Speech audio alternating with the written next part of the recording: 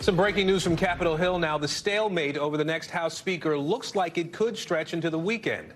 Republican leader Kevin McCarthy losing another round of voting today. However, he did manage to flip 14 votes in his favor.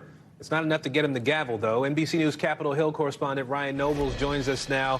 So, Ryan, several of the previous holdouts here switched their votes today. That gave McCarthy a little bit of momentum, it seems. Talk to us about what made them flip. Well, there was a lot of negotiation that took place last night, Aaron.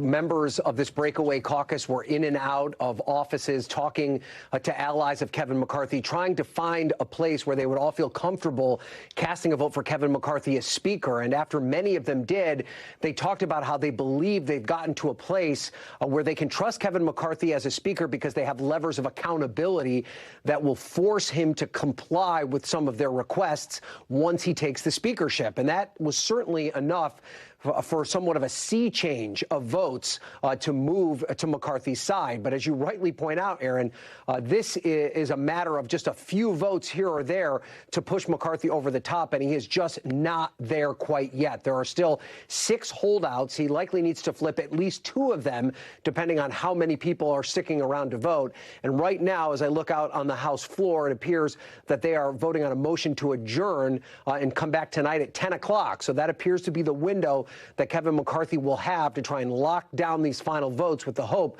of being elected Speaker of the House before the weekend. So if that doesn't happen, or even looking at what's happened already this week, Ryan, what's the real impact on the work of the American people if this process drags on and on and on? You know, Aaron, it is real. It's more than just a bunch of politicians yelling at each other, thousands of miles away from where you might be watching us from right now.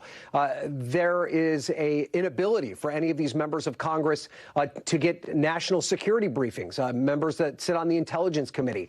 Right now, if there was some sort of national security emergency, they are not in a position to vote on an aid package.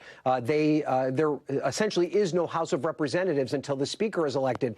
And already many of these members have been warned to hold off on any constituent service or casework. So if you're having trouble with a passport or you wanted information about one of your children applying to a service academy, you'd likely be turned away by your member of Congress because there's just not the resources right now for them to do that work because they're not officially members of Congress. Now, they do hope that this is going to be wrapped up in the short term rather than the long term. So many of these issues will go by the wayside. But it is worth noting that the longer this drags out, the less opportunity it is for them to get down to the business of governing, which is something they've been unable to do since this drama began. Thanks for watching our YouTube channel. Follow today's top stories and breaking news by downloading the NBC News app.